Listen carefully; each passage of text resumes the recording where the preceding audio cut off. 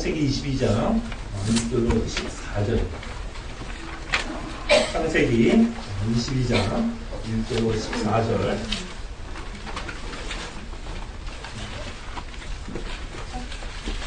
하나님의 말씀이 이러합니다. 그 일 후에 하나님의 아브라함을 시험하시려고 그를 부르시되 아브라함아 하시니 그가 이르되 내가 여기 있나이다. 여호와께서 이르시되 내 아들 내 사랑하는 독자 이삭을 데리고 모리아 땅으로 가서 내가 내게 일러준 한 산 거기서 그를 번제로 드리라. 아브라함이 아침 일찍 일어나 나귀 한 장을 지우고 두 종과 그의 아들 이삭을 데리고 번제에 쓸 나무를 쪼개어 가지고 떠나 하나님이 자기에게 일러주신 곳으로 가더니 제3일에 아브라함이 눈을 들어 그곳을 멀리 바라본지라.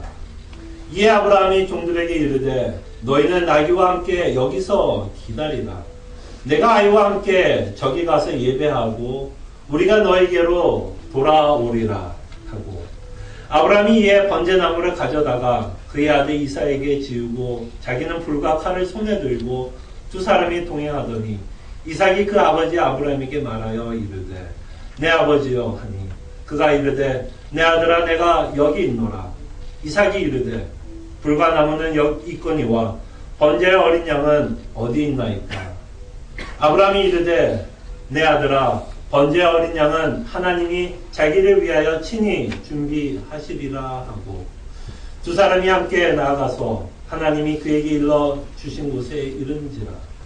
이에 아브라함이 그곳에 제단을 쌓고 나무를 버려놓고 그의 아들 이삭을 결박하여 제단 위에 놓고 손을 내밀어 칼을 잡고 그 아들을 잡으려 하니 여호와의 사자가 하늘에서부터 그를 불러 이르시되 아브라함아 아브라함아 하신지라. 아브라함이 이르되 내가 여기 있나이다 하매 사자가 이르시되 그 아이에게 내 손을 대지 말라. 그에게 아무 일도 하지 말라. 내가 내 아들 내 독자까지 내게 아끼지 아니하였으니 내가 이제야 내가 하나님을 경외하는 줄을 아노라. 아브라함이 눈을 들어 살펴본즉 한 순양이 뒤에 있는데 뿔이 숯불에 걸려 있는지라. 아브라함이 가서 그 순양을 가져다가 아들을 대신하여 번제로 드렸더라. 아브라함이 그 땅 이름을 여호와 이레라 하였으므로 오늘까지 사람들이 이르기를 여호와의 산에서 준비되리라 하더라. 아마 오늘 읽은 구절은 여러분들이 굉장히 잘 아는 내용일 거예요. 주일학교 여러분들 다니셨으면 아브라함의 이야기 중에서 가장 유명한 내용일 것이라 생각이 들고 아마 여러분들이 이 내용에 대해서 굉장히 익숙할 거라 생각이 듭니다. 오늘 이 구절을 가지고 저희가 한 4가지 요점을 가지고 저희들이 좀 생각해 보려고 합니다. 4가지 요점은 뭐냐면요. 첫째로 시험, 두 번째는 순종, 세 번째는 여호와 이레. 그리고 이 여호와 이레라는 요점을 가지고 저희들이 예수 그리스도의 탄생, 성탄에 대해서 저희들이 생각을 해보려고 합니다. 첫째로 시험에 관해서 생각을 해봅니다. 하나님은 아브라함을 시험하십니다. 자, 1절을 보니까 그 일 후에 하나님이 아브라함을 시험하시려고 그를 부르시되 아브라함아 하시니 그가 이르되 내가 여기 있나이다. 그래서 하나님은 아브라함을 시험하시는 것을 통해 저희들이 생각을 해야 될 건 하나님은 하나님의 자녀들을 시험하신다라는 거예요. 하나님이 아브라함을 시험한 것 같이 하나님은 하나님의 자녀들을 시험하십니다. 자, 그럴 때 이 시험의 성격에 대해서 오해하지 마시기를 바랍니다. 이런 오해는 하지 마시기를 바랍니다. 하나님이 하나님의 자녀들에게 시험을 주시고 시험을 통해서 우리가 시험 점수를 얼마나 받아 합격을 시킬 것인지 아니면 불합격을 시킬 것인가를 가늠하는 시험은 아닙니다. 우리가 이미 구원을 받았으면 이미 우리들은 다 합격한 자들이에요. 이 시험에 빵점을 받아도 예수 그리스도 안에 있는 자들은 이미 의롭다함을 받았고 구원을 받습니다. 자, 그럼 하나님이 지금 자녀들에게 주는 시험, 우리 인생 가운데서 벌어지는 수많은 시험 문제들은 어떤 의미를 갖고 있느냐면요, 이 시험의 의미는 이렇습니다. 이 시험을 통해서 우리의 믿음이 어느 정도인지를 확인시켜 주기 위해서 하나님은 때로는 우리에게 시험을 주십니다. 시험을 통해서 우리의 믿음의 정도가 어느 정도인지를 확인시켜 주기 위해서 하나님은 시험을 줍니다. 그래서 수많은 문제들, 시험들을 통해서 하나님이 어떤 일을 하냐면 우리의 약점을 들춰내요. 우리의 약점을 들춰내요. 시험들을 통해서, 그 많은 문제들을 통해서 우리의 약점들을 들춰내고 우리가 어떤 면에서 더욱더 정진해야 되는지, 신앙적으로 어떤 면을 더 노력해야 되는지, 어떤 면에서 내가 조금 더 절제해야 하는지, 이 시험을 통해서 하나님은 우리로 깨닫게 한다는 것입니다. 이것이 하나님이 주시는 시험의 기능이라고 생각하면 좋을 것 같아요. 예를 들어서 내가 이기주의적인 사람이라면 여러 가지 시험을 통해서 하나님은 우리로 하여금 확인시키게 합니다. 이런저런 문제들, 이런저런 시험을 통해서 내가 이기적인 사람이었구나를 깨닫게 하고 나로 하여금 더욱더 어떤 면을 노력해야 되는지, 어떤 면에서 예수 그리스도의 성품을 품어야 되는지, 내가 더욱더 자비를 가져야 되는구나, 내가 더욱더 사랑해야 되는구나, 내가 더욱더 오래 참아야 되는구나, 내가 더욱더 남들을 배려해야 되는구나를 그 시험들을 통해서 우리로 깨닫게 한다라는 겁니다. 또 다른 예를 들면 우리들이 당하는 시험과 문제들을 통해서 내가 어떤 우상을 갖고 있는지를 발견하게 됩니다. 때로는 하나님이 여러분들이 사업을 하고 있는 그 일에 어려움을 줍니다. 재정적으로 어려움을 줘요. 그 재정적으로 어려워하게 하는 그 시험을 통해서 내 안에 있는 우상을 발견하게 됩니다. 내가 그 일을 통해서 불안해하고 염려하는 것을 통해서 내가 하나님을 믿고 있지 않다라는 우리의 약점이 드러나게 되고, 내가 갖고 있는 우상들이 드러나게 되어 내가 더욱더 하나님을 믿어야 되는구나, 내가 이 사업이 내 우상이 되고 있구나를 깨닫게 합니다. 그래서 하나님은 여러분들에게 시험을 줘서 그 시험들을 통해서 내가 어떤 면을 절제해야 되고 어떤 면은 내가 더욱더 노력해야 되는지를 가르쳐 주기 위해서 하나님은 시험을 허락하십니다. 그러면서 하나님은 지금 아브라함을 시험하십니다. 근데 오늘의 시험은 보통 그 한국에서요, 제가 이제 한국에서 뭐 대학 학력고사든 뭐 요새 수능이라 부르죠. 보통 이 대학 학력고사가 끝나고 수능이 끝나면 어떤 이야기를 하냐면 그 해의 대학 학력고사든 수능의 난이도에 대해서 이야기를 합니다. 요번 시험은 작년에 비해서 너무 쉬웠던 것 같아. 그러면 고득점이 많이 나오겠죠? 아니면 작년 시험에 비해서 요번 시험은 너무 어려웠던 것 같아. 그럼 저득점자들이 많이 나오겠죠? 그래서 난이도를 얘기하는데, 사실 오늘 보고 있는 아브라함에게 하나님께서 허락하고 있는 시험은 정말 최고의 난이도였어요. 정말 이거보다 더 어려운, 이거보다 더 힘든 난이도는 없었을 것입니다. 시험 문제가 뭐였죠? 2절을 보니까 여호와께서 이르시되 내 아들, 내 사랑하는 독자 이삭을 데리고 모리아 땅으로 가서 내가 내게 일러준 한 산 거기서 그를 번제로 드리라. 하나님이 그에게 출제한 시험 문제는 뭐였어요? 아들을 번제를 바치라는 것. 다시 말씀드리면 아들을 죽이라는 것이 시험 문제였어요. 어느 정도 어려운 시험인지 아시겠죠? 그렇기 때문에 여러분 인생 가운데서 여러 시험을 만나, 굉장히 난이도가 높은 시험을 만나도 하나님 원망하지 마세요. 하나님은 분명히 아브라함에게 이런 엄청난 난이도를 허락하는 것처럼 여러분 인생 가운데서 이런 엄청난 난이가 높은, 참 우리가 어떻게 보면 감당하기 힘든 시험을 허락하십니다. 아멘하는 분이 한 분도 없네. 다들 그냥 나는 아니겠지. 하나님께 아브라함에게 허락하고 있다면 인생 가운데서 허락하고 있다는 것을 저희들이 믿었으면 합니다. 자, 그럴 때 아브라함에게 이삭은 어떤 이삭이에요? 어떤 이삭이었어요? 그랬을 때 하나님이 이삭을 바치라면서 그 앞에 수많은 수식어가 붙죠. 이삭이 어떤 이삭이었어요? 내 사랑하는 독자 이삭. 제가 아마 여러분들에게 설명을 하지 않더라도 아브라함에게 이삭이라고 하는 이 아들의 가치는 여러분들이 잘 알 거예요. 아마 아브라함에게 가장 큰 재산, 가장 가치 있는 재산은 무엇이었을 거예요? 그가 갖고 있던 양, 땅, 그에게 가장 가치 있던 재산은 다른 어떤 것도 아닌 자신의 아들 이삭. 그리고 이 이삭을 얼마나 어렵게 얻었어요. 얼마나 아끼는 아들이겠어요. 그러니까 말하자면 내 사랑하는 아들, 너 독자, 너의 독자 이삭. 만약에 하나님이 저에게 이런 명령을 한다면 저는 말도 안 되는 명령. 야 이삭아 빨리 도망가자. 야 하나님이 없는 어디든지 도망가자. 그래서 그날 지금 잽싸게 싸들고 다른 데로 하여간 하나님이 없다는 곳으로 도망가요. 하나님이 여러분들에게 이렇게 시험하신다면 어떻게 하실 거예요?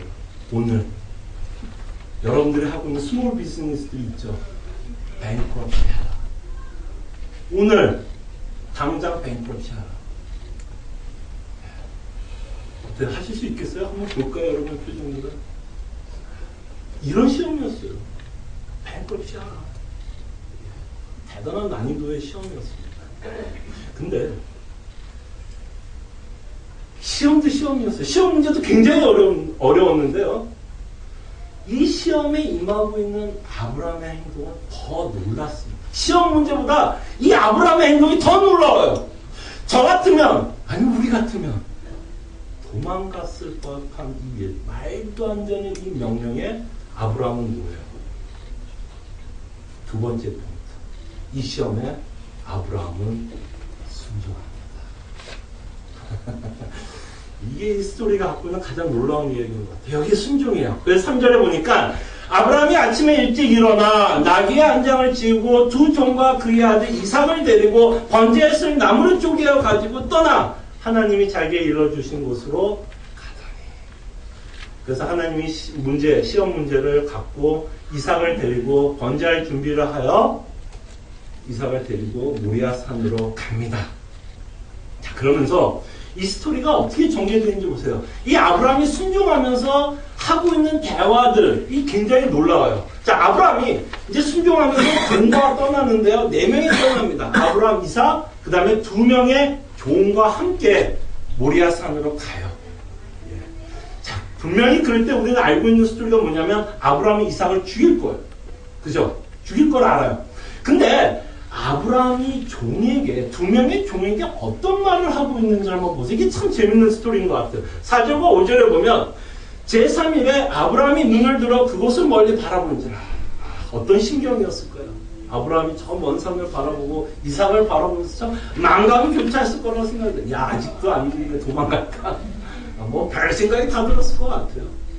자, 그러면서 이제 이에 아브라함이 종들에게 이제 뭐라고 얘기하는지 보세요. 아브라함이 종들에게 이르되 너희는 나귀와 함께 여기서 기다리라. 내가 아이와 함께 저기 가서 예배하고 우리가 너에게로 돌아오리라. 제 포인트를 찾으셨어요? 예. 아브라함이 종에게 무슨 말을 해요? 분명히 5절에 뭐라고 그러냐면 내가 이 아이와 예배를 드린다고 합니다. 이 예배 내용은 뭐예요? 이삭을 죽이겠다는 거예요. 범죄를 드리겠다는 거예요. 자, 그러면 말이 어떻게 돼야지 말이 맞아요? 그럼 종들한테 뭐라고 말해야지 말이 맞아요? 그럼 나만 돌아오겠다 라고 이야기하는 게 스토리에 맞아요. 논리적으로 맞아요. 죽였다면. 근데 이상하게도 아브라함은 뭐라고 말씀하냐면 우리가 돌아오겠다고 얘기합니다. 마치 누가 함께 오겠다는 얘기야. 이삭도 함께 돌아올 거라고 말씀하면서 이 스토리에는 정말 많은 영화를 보시면 어떤 영화가 재밌어요? 복선이 잘 깔린 영화들이 재밌죠.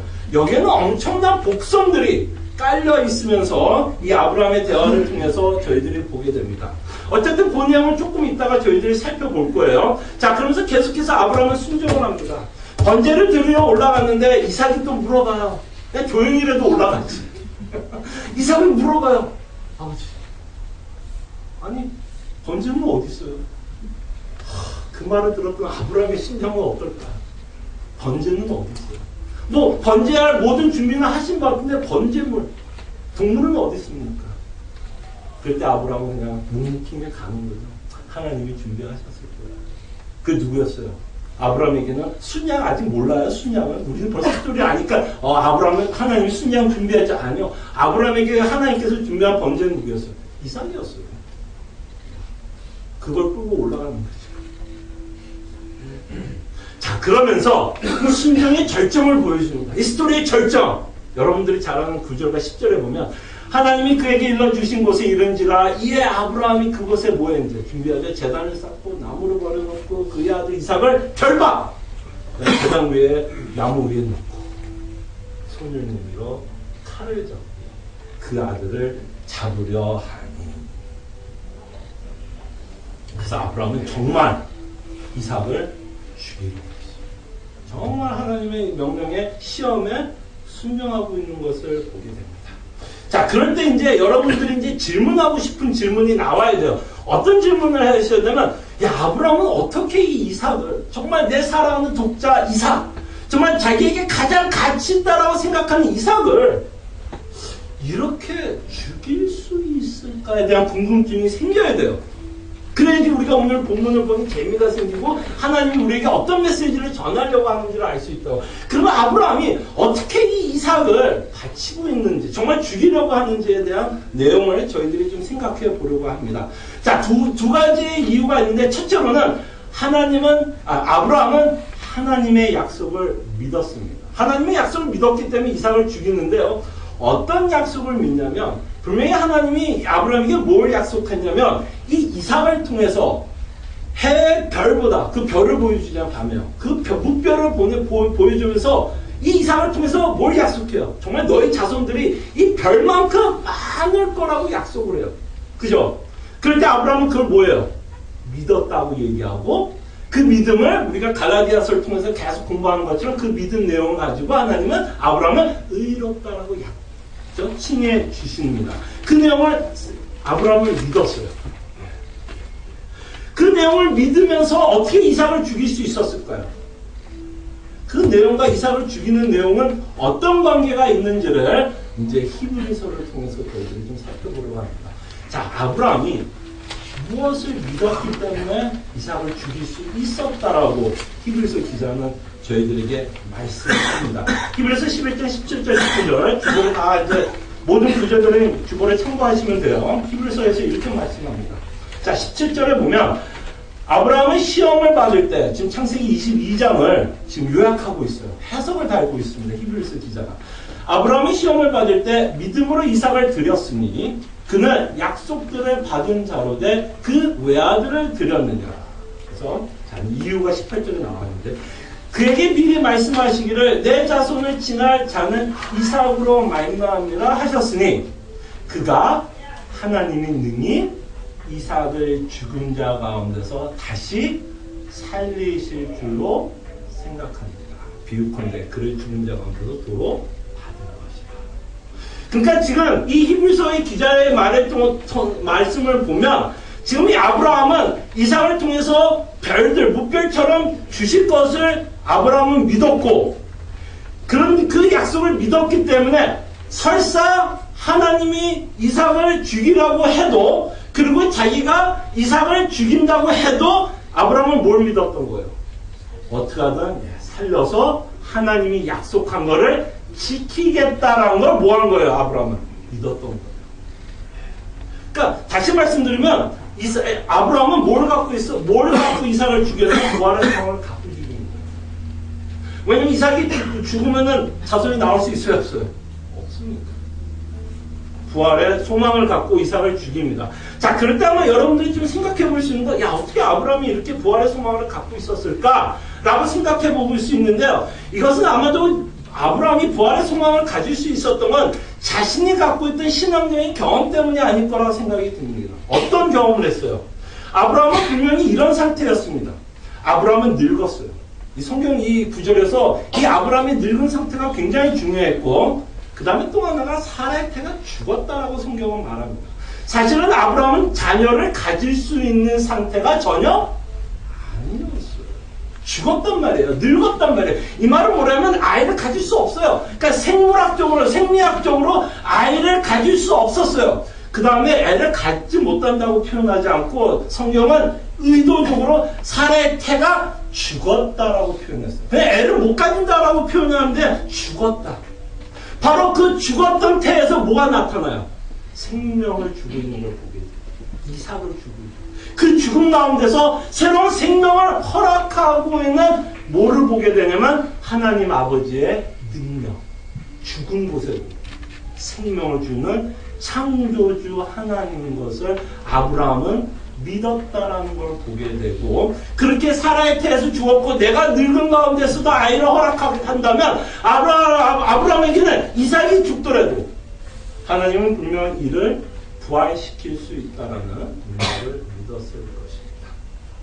그럴 때 이 일에 아브라함은 순종을 하고 아브라함은 이삭을 정말 죽이려고 하고 있을 때 우리가 잘 아는 것처럼 사자가 나타나고 그를 막습니다.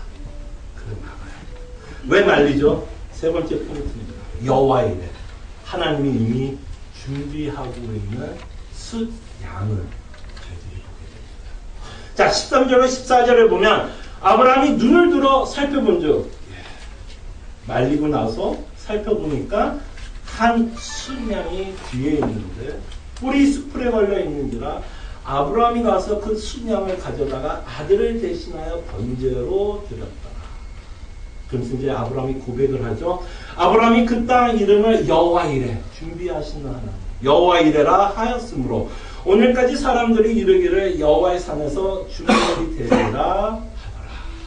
그래서 하나님은 이미 이삭을 위해서 순양을 준비시키고 있는 것을 저희들이 보게 되고, 이 내용을 통해서 우리는 여호와 이레, 준비시키고 계신 하나님인 것을 보게 됩니다. 그래서 우리는 이렇게 아브라함의 인생을 통해서 순양을 준비하듯, 사실은 이 스토리를 통해서 하나님은 누구를 준비시키고 있느냐면 예수 그리스도가 태어날 것을 준비시키십니다. 순양을 준비하듯 하나님 아버지는 아들 예수 그리스도를 준비하십니다. 그래서 오늘 이제 22장, 이 창세기 22장의 내용을 가지고 저희들이 성탄이 주는 의미에 대해서 여러분과 함께 생각을 해보려고 합니다. 그래서 첫째로 생각해 볼 수 있는 건 이 아브라함과 이삭의 관계를 보면서 하나님 아버지와 성자 하나님의 관계를 엿볼 수 있게 됩니다. 여러분들 굉장히 잘 아는 스토리가 하나 있죠. 예수님이 세례를 받고 나서 하늘이 열리면서 하늘에서 이런 소리가 들립니다. 하늘로부터 소리가 나기를 너는 내 사랑하는 아들이라. 내가 너를 기뻐하노라 하신다. 내 사랑하는 아들. 스토리 생각나지 않으세요?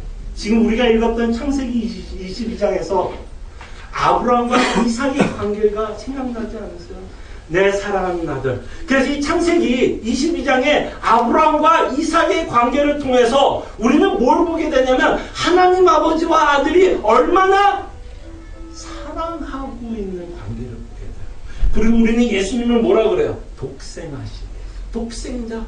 그랬을 때 창세기 22장에서도 이삭을 뭐라고 표현해? 독자 이삭.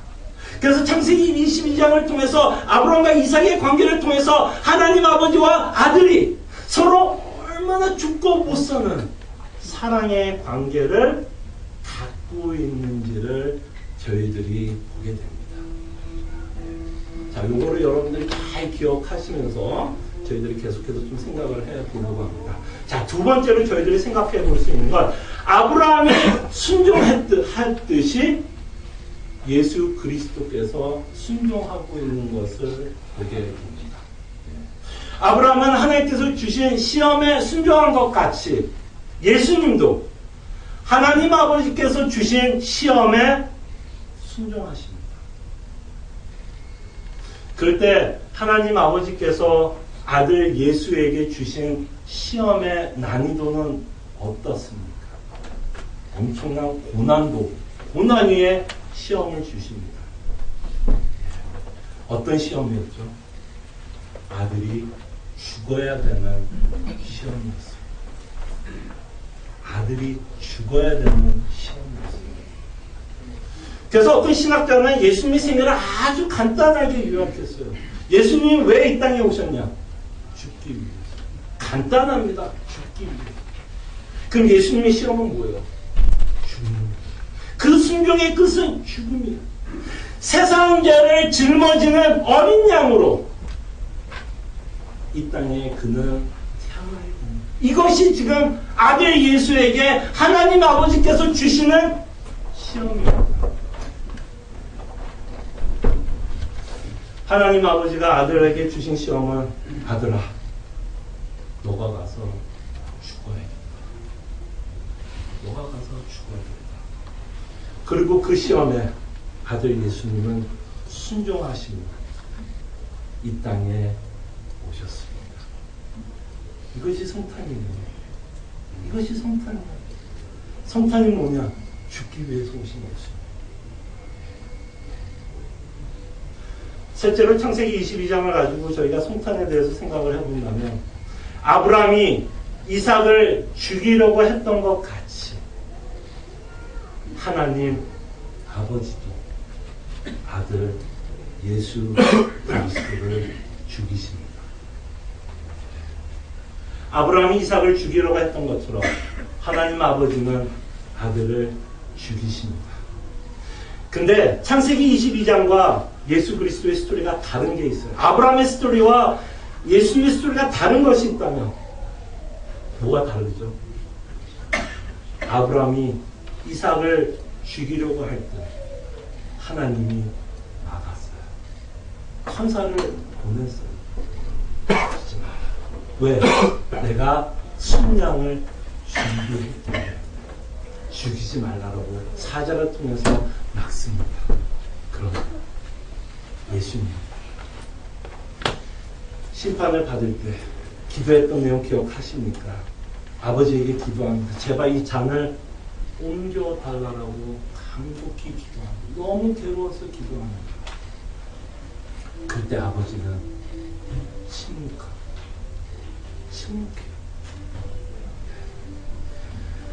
그럴 때 이사야서 53절 한번 보겠습니다. 성경에서 가장 무서운 구절이라고 저는 생각이 듭니다. 이사야서 53장 10절을 보면 여호와께서 그에게 상함을 받게 하시기를 원하사 질고를 당하게 하셨은지 그의 영혼을 속건제물로 드리기에 이르면 그가 시를 보게 되면 그의 날을 길 것이요 또 그의 손으로 여호와께서 기뻐하신 뜻을 성취. 이 구절에서 가장 무서운 말이 뭘까요? 여호와께서 그에게 상함을 받게 하시기를 원하신다라고 말씀하셨어요.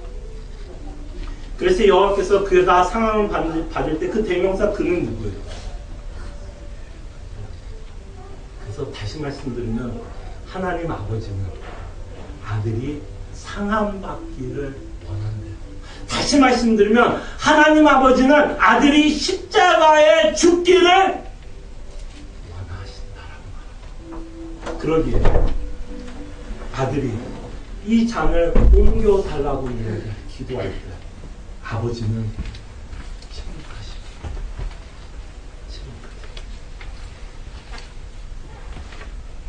어떤 부모가 자녀가 상함받기를 원하는 부모가 어디 있겠어요? 여러분 자녀 중에 켈빈 다치기를 원해. 아빠가 정말 너 다치기를 원해. 이런 부모가 어디 있어요? 근데 오늘 구절을 보니까 너가 상함받기를 원해. 왜 그토록 사랑하는 아까 우리가 봤죠? 사랑하는 그 아들이 상함받기를 원하셨을까요? 왜 원했어요? 왜 상함받기를 원했어요? 여러분과 저를 구원할 수 있는 방법이 이 방법밖에 없었기 때문에. 무슨 얘기인지 아시겠죠? 내가 너가 왜 사랑받기를 원하냐면 내가 사랑하는 나의 백성들, 내 자녀들을 구원할 방법이 이것밖에 없으니까 나는 너가 죽기를 원한다는 거예요. 그럼 다른 방법이 있었다면 어떤 부모가 자녀를 죽이고 싶었겠어요? 다른 방법을 하나님이 사용하셨겠죠. 아들을 죽이면서까지 우리를 구하는 다른 방법이 있었다면 다른 방법 하나님이 사용하셨겠죠. 이 방법밖에 없다는 얘기예요. 우리를 구원할 수 있는 방법은 이 방법밖에 없어서 그 아버지가 그 아들에게 이렇게 말한 거야. 내가 너가 죽기를 원한다. 이거보다 더 잔인한 구절이 어디 있겠어요. 근데 이렇게 아버지가 아들이 죽기를 원하는 이 마음을 통해 사실은 또 하나 우리가 하나님의 마음을 엿볼 수 있는 게 뭐냐면 그 아버지는 하나님의 백성들과 자녀들을 사랑하고 있다는 거예요. 왜 우리를 구원하세요? 사랑하기. 내가 사랑하기 때문에 내 아들까지 죽여서까지라도 내가 내 자녀들, 내 백성들 구원하시겠다는 하나님은 그 백성들을 향한 그 사랑을 사라지는 이 이사야서 53장 10절을 통해서 우리에게 전하고 있어요. 하나님이 우리를 얼마나 사랑하고 있냐면 원한대요. 그 아들을 죽이기까지 원한대요. 정말 하나님의 사랑 제발 의심하지 마세요. 우리는 정말 믿음이 너무 연약해서 조금만 힘들고 뭐 이러면 그냥 의심부터 합니다. 하나님 정말 날 사랑하실까? 정말 사랑합니다. 믿어주세요. 정말 믿어주세요. 그래서 아버지는 아들을 죽이십니다. 넷째로 우리가 생각해보고 싶은 건 아브라함이 순종했을 때 그 순종했던 이유가 있었던 것 같이 부활의 소망이 있어 아들을 죽이려고 했던 이유가 있었던 것처럼 예수님이 이 땅에 오셔서 그 시험에 순종하는 이유가 있었습니다. 다시 한번 예수님의 믿음, 그의 심경을 담고 있는 책이 있는데 히브리서를 한번 보겠습니다. 히브리서 12장 2절을 보면 이렇게 말씀하십니다. 믿음의 주여 또 온전하게 하시는 예수를 바라보자. 그는 그 안에 있는 기쁨을 위하여 십자가를 참으사 부끄러움을 개의치 아니하시더니 하나님 보좌 우편에 앉으셨느니라. 이 구절에서 아까 이사야서 53장처럼 너무나 놀라운 구절이 됐는데 여기서 예수님의 신경을 보세요. 그가 뭐라면 기쁨을 위하여 십자가를 짊어졌다고 얘기합니다. 정말 그가 이렇게 십자가를 짊어지면 기쁜 일이 있을 거란 얘기예요. 그 앞에 뭐라 그래요? 그 앞에 있는 기쁨을 위하여 십자가를 짊어지셨습니다. 그 기쁨, 그 앞에 있는 어떤 기쁨 때문에 예수님이 뭐 했다고 그래요? 참사 뭘 참았어요? 부끄러움. 그는 이 세상을 창조한 만왕의 왕이었어요. 누구한테 능력받을 수 있는 위치가 아니었어요. 그는 그의 한마디로 이 세상을 다 없앨 수 있고 다 저주할 수 있으며 심판할 수 있는 하나님 자신이었습니다. 그러나 그는 이 땅에 부끄러운 왕으로 오셨어요. 사람들이 능력합니다. 침을 뱉어요. 네가 진짜 유대인의 왕이야. 야 너도 구원을 못하면서 네가 누구를 구원해? 그 모든 부끄러움, 그 능력, 하나님 자신이 그걸 다 받아들여요. 그 부끄러움을 개의치 않고 십자가에 죽었다고 그럽니다.